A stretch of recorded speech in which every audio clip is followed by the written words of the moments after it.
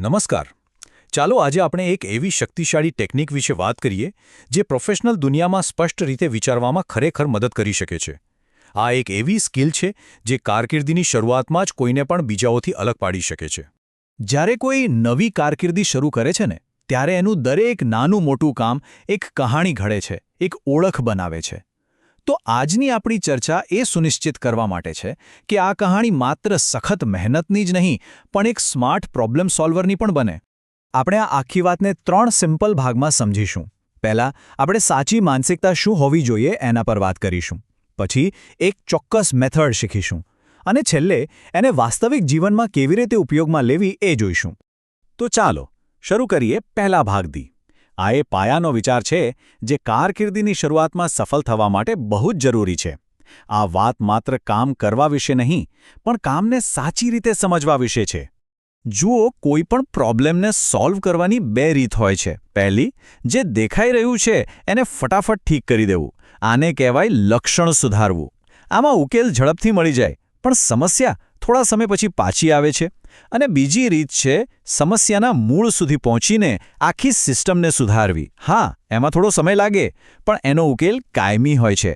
અને એ બતાવે છે કે આપણી વિચારવાની રીત વ્યૂહાત્મક એટલે કે સ્ટ્રેટેજિક છે. આ વાક્ય ખરેખર બહુ ઊંડી વાત કહે છે. જે ફક્ત નોકરી કરે છે અને જે ખરેખર કારકિર્દી બનાવે છે, આ એમની વચ્ચેનો તફાવત છે. આપણો ધ્યેય હંમેશા સિસ્ટમ સુધારનાર પ્રોફેશનલ બનવાનો હોવો જોઈએ. તો સવાલ એ છે કે લક્ષણો સુધારવાથી સિસ્ટમ સુધારવા તરફ જવું કેવી રીતે? એના માટે આપણે ખૂબ જ સરળ પણ પાવરફુલ મેથડનો ઉપયોગ કરીશું. ચાલો જોઈએ કે એ કઈ પદ્ધતિ છે જે આમાં મદદ કરી શકે છે.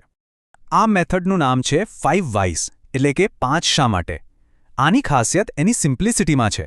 બસ કોઈ પણ સમસ્યા લઈને વારંવાર શા માટે પૂછતા રહો જ્યાં સુધી એના મૂળ કારણ સુધી ના પહોંચી જાઓ. આ કોઈ જાસૂસની જેમ કામ કરે છે જે ઉપરના પુરાવાઓથી આગળ વધીને સાચા કારણને શોધી કાઢે છે. ચાલો આને એકદમ રિયલ લાઈફ ઉદાહરણથી સમજીએ. કલ્પના કરો કે ટીમમાંથી કોઈ ક્લાયન્ટને રિપોર્ટ મોકલવામાં આવ્યો અને એમાં ડેટા ખોટો હતો. આવું કોઈ પણ નવા પ્રોફેશનલ સાથે થઈ શકે છે. હવે ચાલો આના પર આપણે 5 શા માટે ટેકનિક લગાવીએ. તો પહેલો સવાલ, શા માટે આવું થયું? જવાબ બહુ સીધો છે. કોઈએ ખોટા ફોલ્ડરમાંથી ફાઇલ લઈ લીધી. મોટાભાગના લોકો અહીં જ અટકી જાય. ભૂલ મળી ગઈ, વાત પૂરી. પણ આપણે નહીં અટકીએ. હવે બીજો શા માટે? તો ખોટા ફોલ્ડરમાંથી ફાઇલ કેમ લેવાય?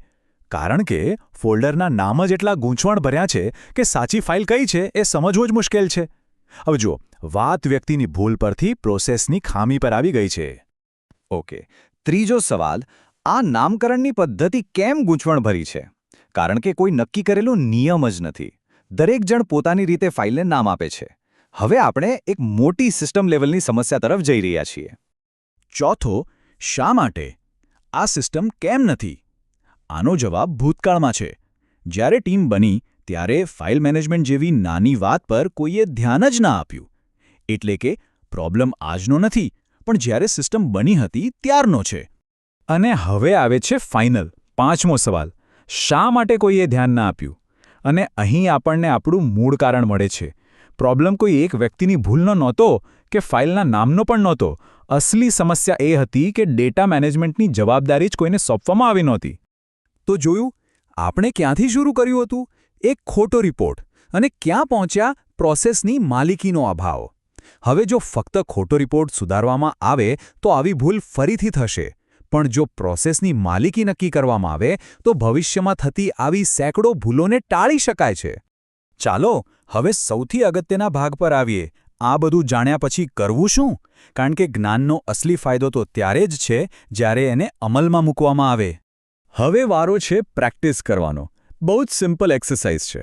તાજેતરમાં થયેલી કોઈ ભૂલ વિશે વિચારો. કદાચ કોઈ પરીક્ષામાં ઓછા માર્ક્સ આવ્યા હોય કે કોઈ પ્રોજેક્ટ સમયસર પૂરો ન થયો હોય.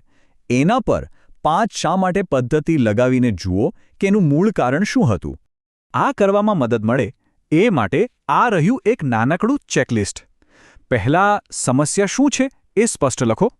પછી 5 વખત શા માટે પૂછીને દરેક જવાબ નોંધો. છેલ્લે મૂળ કારણ ઓળખો અને તેને ફરીથી થતું રોકવા માટે એક નાનો સિમ્પલ સિસ્ટમ સુધારો સૂચવો.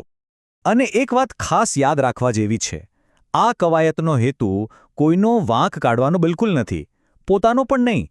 મુખ્ય ધ્યેય ભવિષ્ય માટે એક વધુ સારી, વધુ મજબૂત સિસ્ટમ બનાવવાનો છે. આ એક પોઝિટિવ પ્રોસેસ છે. તો હવે પછી જ્યારે કોઈ ચેલેન્જ આવે ત્યારે શું આપણે માત્ર લક્ષણને સુધારીશું કે પછી સિસ્ટમને? આપણો આગામી ઉકેલ આપણા વિશે કઈ વાર્તા કહેશે? એક એવા વ્યક્તિની જે ફક્ત પ્રતિક્રિયા આપે છે કે પછી એક એવા સ્ટ્રેટેજિક પ્રોબ્લેમ સોલ્વરની જે મૂળ સુધી પહોંચે છે? પસંદગી આપણી છે.